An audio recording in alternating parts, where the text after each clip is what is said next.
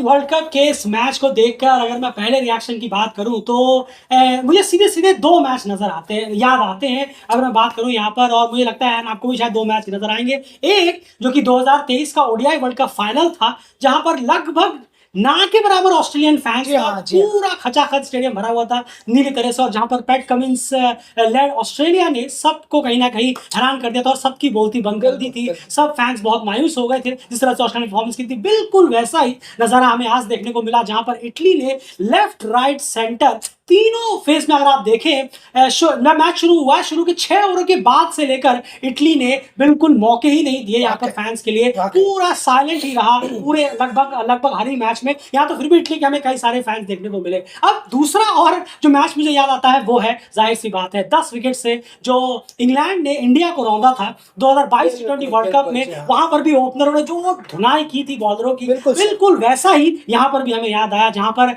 दो भाई जस्टिन मॉस्का और एंथनी मॉस्का ने आप कह सकते हैं पूरी तरह से खत्म करके रख दिया नेपाल के बॉलर्स को, फील्डिंग को, हर तरह से। और शॉट्स वो कमाल के रहे, आगे बात जरूर करेंगे। लेकिन ये दो चीजें रिएक्शन मुझे सीधे सीधे नजर आया जो कि इस मैच को खत्म होने के बाद। देखिए, सबसे बड़ी बात यह है कि सबसे इंपॉर्टेंट चीज की अगर हम यहाँ पर बात करें तो ये जो मैच है, ये जो परफॉर्मेंस है नेपाल टीम की, अगर हम ओवरऑल बात करें, ये सॉलिड करारा तमाचा है। करारा तमाचा है ये उन फैंस के लिए जो ये सोचते हैं कि सिर्फ स्लॉग करना या हिटिंग करना या बस हवाई फायर करते रहना, बस वही क्रिकेट है, वही उठा के मारना चाहिए। वो ये जो ये सोचते हैं कि बायलैटरल और आईसीसी इवेंट सेम ही है। बिल्कुल। अरे ये अगर बायलैटरल में अच्छा कर गया था तो ये तो इवेंट में अच्छा करेगा ही। इवेंट बिल्कुल अलग होता है। जो ये सोचते हैं कि, और इसीलिए डेल क्रिकेट ने बार बार कहा था कि पिछला मैच जो नेपाल हारा वो स्मार्ट क्रिकेट ना खेलने की वजह से हारा था। इसीलिए हम लोकेश बाम से इंप्रेस नहीं हुए थे। वो हमसे कहा भी था आपको चारों तरफ खाली तारीफ ही तारीफ मिलेगी। क्यों? क्योंकि यहाँ सबको पता है, यहाँ फैंस हैं, यहाँ भर भर के फैंस हैं। यहाँ अगर हम 2-4 ट्वीट कर देंगे तो हमें बहुत ज्यादा फॉलोअर्स मिल जाएंगे, वीडियोस कर देंगे, वो अभी मिलेंगे। लोग अंधे होते हैं, वो अभी मिलेंगे, वो तो अंधे हैं ही वो। क्योंकि जो ऊपर बैठे हुए होते हैं ना, चाहे वो क्रिकेटर हो, बिजनेसमैन हो, कोई भी हो, उन्हें बहुत अच्छे से पता होता है कि इन नीचे जो पब्लिक होती है, आम जनता, उन्हें कैसे बेवकूफ बनाया जा सकता है, कैसे गधा बनाया जा सकता है। तो हम क्रिकेट की टर्म से बात करते हैं तो वो आगे भी आपको बनाते रहेंगे और आप बनते रहेंगे, ये सोचने वाली बात है। इसीलिए हमने कहा कि वो स्मार्ट क्रिकेट नहीं था। आप हर बॉल पे स्लॉग के लिए जाएंगे, गए, इसीलिए आप वो 10 रन नहीं कर पाए, क्योंकि बॉलर वो अलग थे, वो डिफरेंट थे। वहां पर कई लोगों को शायद समझ नहीं आई होगी ये बात, शायद समझ नहीं आई होगी, लेकिन आज आपको देखने को मिला स्लॉग और स्लॉग। बस जिसे देखिए बल्लेबाज को, वो सिर्फ स्लॉग के लिए गए। वो ये भूल गए कि पिच की कंडीशन क्या है, बॉल किस तरह की आ रही है, पिच कैसे है, डायमीटर्स हमें देखने पड़ेंगे, फील्डिंग प्लेसमेंट क्या है, वो सब भूल गए।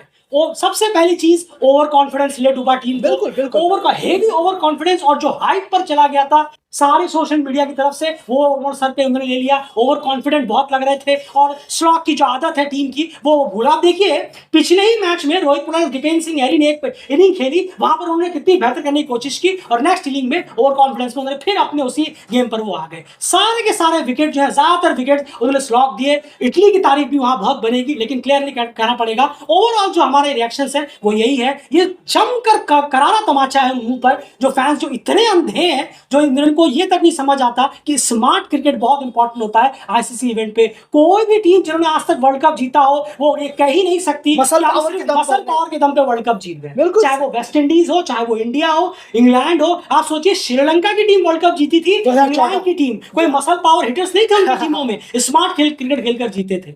आप कितना भी कुछ कर लें, क्रिकेट खेलने का तरीका नहीं बदलेगा। आज भी आपको इवेंट्स पर एक स्मार्ट क्रिकेट खेलने की जरूरत होती है। और देखिए, आज स्मार्ट क्रिकेट ना खेलने का नतीजा टीम ने क्या भुगता। कुछ नहीं देखा, सोचा अरे 180 मारे इंग्लैंड के खिलाफ, ये तो इटली है, लाइटली भी बहुत ले लिया, और फिर इटली ने दिखाया कि लाइटली लेना किसे कहते हैं। ये पहला रिएक्शन है। एंड शुरुआत करते हैं सबसे पहले यहाँ पर अगर हम बात करें इटली के बल्लेबाजी, माफ कीजिएगा, नेपाल ने पहले बल्लेबाजी की। यहाँ पर नंबर्स वगैरह सबके सामने है, कोई दौरान नहीं है। मैच भी सबने बॉल बाय बॉल देखा है, हमने भी बॉल बाय बॉल देखा है। तो एंड क्या आप सोच रहे हैं कि नेपाल की जो बल्लेबाजी रही है वो किस तरह की रही है? हमने शुरू में बताया, विकेट जो एंड गिरे हैं, डेफिनेटली बहुत बड़ा हाथ बल्लेबाजों का भी यहाँ पर रहा है। नहीं, बिल्कुल रहा है। अगर हम देखें जिस तरीके से बल्लेबाजों ने अपने तरीके जो दिखाए हैं, थोड़ा-सा और ज़्यादा ये जो तरीके हैं, ये बहुत ज़्यादा खराब क्रिकेट का एक नमूना है, जो नेपाली बल्लेबाजों ने दिखाया है। अगर आप देखें रोहित पौडेल को जिस तरीके से विकेट गिराया, आरिफ जिस तरीके से आउट हुए, प्लान था, उसमें बहुत अच्छा फील्डिंग प्लेसमेंट था, तारीफ़ करनी होगी। लेकिन जो बल्लेबाज बल्लेबाज़ी कर रहे हैं, वो अंधे नहीं। जी हाँ। वो देख सकते हैं, होशो-हवास में हैं अपने और सब कुछ फील्डिंग प्लेसमेंट देख रहे हैं, उसके बावजूद वो फँस रहे हैं। अयान, इसकी तारीफ मैं आपको रोकना चाहूंगा, वो देख नहीं रहे, जी हाँ, बस बिल्कुल। इसीलिए विकेट गिरा है। बिल्कुल, बिल्कुल। अगर देख रहे होते, समझ रहे होते कि फील्डिंग प्लेसमेंट कहाँ लगा रखी है, बॉल किस तरह से आ रही है और मुझे कितना एरिया करना है, ये क्यों सोचेंगे? अरे हमने पिछले मैच में 180 मारे हैं, इंग्लैंड के खिलाफ मारे हैं, हम तो ये आराम से पार कर बिल्कुल, देंगे। बिल्कुल। यही चीज दिक्कत कर गई। हर बार नहीं होता वो सब चीजें, ऐसी चीजें तुक्के में आ जाती हैं। फिर क्या है, फिर आप सोचेंगे कि हम उस मेहनत को खराब करें? बिल्कुल नहीं, आपने खुद ही उस मेहनत को खराब किया है। जी हाँ, कंटिन्यू करिए। तो यही बात है और बहुत सही कहा आपने। और ये चीज़ जो हमें फ्लॉस दिखी है इस बल्लेबाजी में, जैसे कुशल भुरतेल का, आप जानते हैं हिटर हैं, लेकिन आप चले तो चले, लेकिन ज़्यादातर नहीं चले में ही आपकी गिनती होगी। जी हाँ, तभी तो एवरेज कम है। बस तभी आपका एवरेज कम है। 30-35 का एवरेज नहीं है कुशल भुरतेल का। अगर हम देखें, कहाँ 17 या 20 का एवरेज है कुशल भुरतेल का, शायद 24-25 का होगा या 26 का। बिल्कुल, बिल्कुल सही कहा आपने। तो ये उसमें से भी अगर कुछ आज छोटी इनिंग निकाल दी तो और गिर जाएगा, वो सुनाने लायक भी नहीं होगा। बिल्कुल, तो अपने आप में बहुत ज़्यादा डिसअपॉइंटमेंट है। और जिस तरीके से कोई एक बल्लेबाज टिक कर खेलता, आगे लंबा, ऐसी विकेटों में किसी एक बल्लेबाज का लंबा जाना बहुत ज़रूरी है। जिस तरीके की ये थोड़ी-सी धीमी लेकिन काफ़ी कुछ बॉलर्स को सपोर्ट करने वाली विकेट है, ये बॉलर्स का अच्छा विकेट था, हम इसे ज़रूर कहेंगे। लेकिन यहाँ पर बैलेंस विकेट हम कह सकते हैं, बिल्कुल क्योंकि सिर्फ बॉलर्स का विकेट दिखा दिखा दी। और हमें शॉट भी देखने पड़ेंगे नेपाल के। नेपाल के जो शॉट्स रहे वो हॉरिबल रहे हैं और सीधे फील्डरों पे जाकर कैच दिए उन्होंने। तो ये कहना कि 120 की विकेट थी, बिल्कुल गलत होगा। इसमें आराम से 160, 170, 180 बनाए जा सकते थे। नहीं, बिल्कुल सही कहा है आपने। और जिस तरीके से दाद देनी होगी, हम आएंगे बॉलिंग और फील्डिंग प्लेसमेंट्स पर।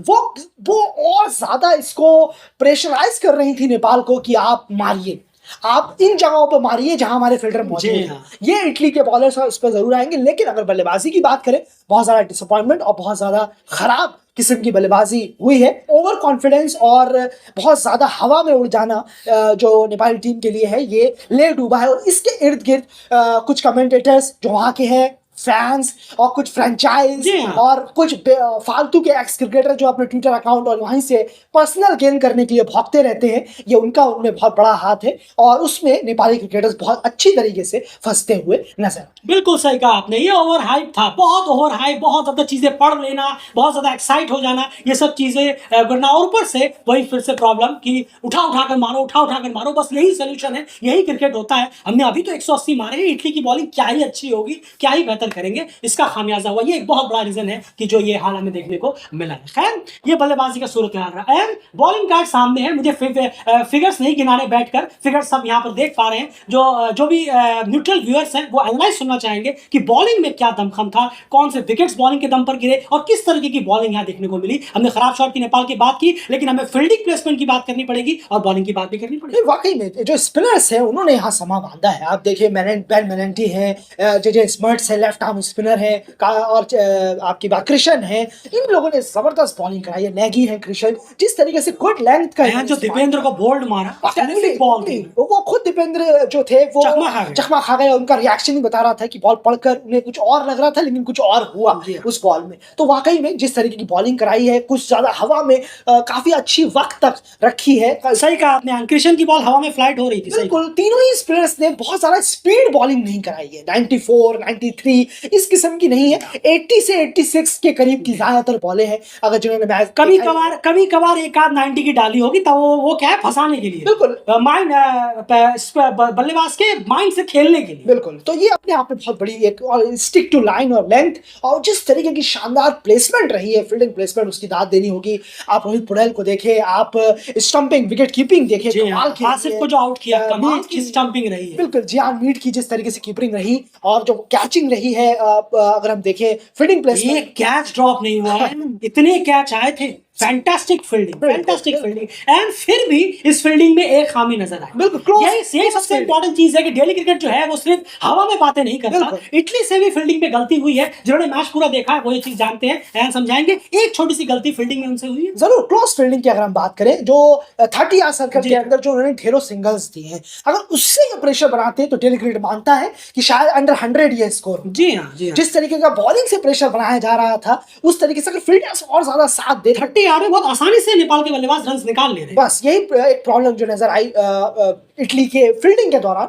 उसके अलावा ओवरऑल तो जबरदस्त फील्डिंग। जिस तरीके से कप्तान हैरी मेलेंटी ने अपने फील्डर्स का, प्लेयर्स के प्लेसमेंट का इस्तेमाल किया और अपने स्पिनर्स का इस्तेमाल किया, वो काबिल तारीफ। बिल्कुल सही है। फील्डिंग प्लेसमेंट बहुत बड़ी तारीफ बनती है और बॉलिंग यूनिट और उसमें एड ऑन नेपाल की बहुत ही ज्यादा पुअर और over confident, over height, over आसमान के ऊपर चले जाने वाली बल्लेबाजी एक बहुत बड़ा रीजन रहा है। उसके बाद जब चेस करने के लिए टीम उतरी, देखिए 124 रन का जो ट्रेस है वो होता है, ट्रिकी होता है। इस तरह के चेस थोड़े ट्रिकी होते हैं और इसमें पावर प्ले का बहुत इंपॉर्टेंट रोल होता है कि पावर प्ले किसके सपोर्ट में गया। अगर पावर प्ले में बैलेंस रहा तो शायद मैच डेथ तक जाएगा और एक तरफा रहा चाहे बॉलिंग या तो दिक्कत हो जाती है ऑपोजिशन टीम के लिए। और पावर प्ले में यहाँ अगर आप बात करें पूरे 10 on 10 मार्क्स जाएंगे इटली को, जमकर उन्होंने जुड़ाई की। और सब एक इंपॉर्टेंट चीज भी रहता है इस तरीके के स्कोर में, अगर तेज शुरुआत मिल जाए तो आप कहीं के नहीं रहते अगर आप ओपोनेंट, अगर आप बॉलिंग टीम है। और यार बिल्कुल हमें वही देखने को मिला बल्लेबाजी में। दोनों ही बल्लेबाजों ने, दोनों भाइयों ने जमकर यहाँ पर रन लुटाए हैं।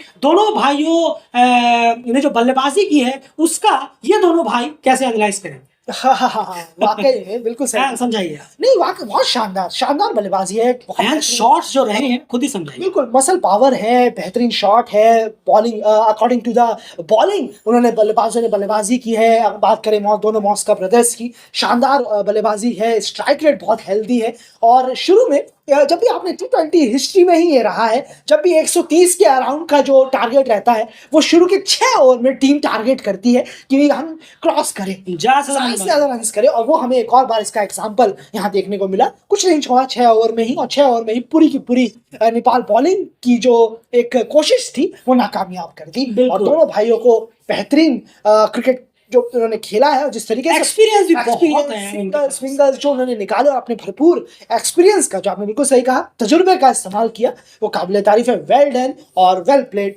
इटली। बिल्कुल सही कहा आपने। और आप देखेंगे एक भी मौका नहीं बना, नहीं एक भी नहीं है। आप नहीं कह सकते कि अरे उसने क्या छोड़ दिया, उसने ये छोड़ दिया, उसका रन आउट छोड़ गया। नहीं, क्लिनिकल इनिंग रही है। मतलब कहना पड़ेगा कि बहुत सॉलिड इनिंग रही है दोनों बल्लेबाजों की तरफ से। कोई कैच ड्रॉप नहीं और कोई खराब शॉट नहीं। उन्होंने जो भी शॉट मारे सब स्टेडियम पार गए, माफ कीजिएगा जो बाउंड्री के पार गए हैं। कोई खराब शॉट नहीं खेला, कोई रिस्की शॉट नहीं खेला। सिंगल्स भी लिए हैं उन्होंने, सिंगल डबल्स भी लिए। आपने देखा होगा जब वो थक गए थे तो वो सिंगल डबल्स भी निकाल रहे थे, जो क्लोज रन भी निकाल रहे थे। उस चक्कर में जो अटैक हुआ, नेपाल के फील्डर्स भी प्रेशर में आ गए। फिर हमने देखा नेपाल की फील्डिंग खराब होने लग गई। एक का डबल हुआ, डबल का 3 होने लग गए, कुछ बाउंड्रीज चली गई। ये उसका प्रेशर हमें क्लियरली देखने को मिला। वेल डन ब्रदर्स, मॉस्का ब्रदर्स, आपने कमाल कर दिया। बहुत ही अपने एक्सपीरियंस का और पावर का जो इस्तेमाल किया है आपने, कुछ नहीं छोड़ा। सामने टीम में संदीप लामी चाइने जो one of the best spinner associates के, उसके बाद अपनी टीम के भी दीपेंद्र सिंह नंबर 2 या 3rd ऑलराउंडर है वो वर्ल्ड में। सब कुछ वो बहुत, और एशिया आईएपी क्वालिफायर विनर है, 16th रैंक टीम है, तीसरा T20 वर्ल्ड कप खेल रहे हैं और इसमें से 90% प्लेयर अपना दूसरा वर्ल्ड कप खेल रहे हैं T20 में। उस टीम को एक तरह से आपने बहुत दी है। वो एक्सक्यूज ही नहीं है सुनाने के लिए, क्योंकि रीजंस जो है वो हम शुरू में ही आपको बता चुके हैं। एंड बॉलिंग यूनिट की बात करते हैं यहाँ पर एट द एंड। नेपाल की अगर हम बात करें, फिगर्स हमारे सामने हैं। कोई भी बॉलिंग नहीं चली, कोई भी बॉलर नहीं चले।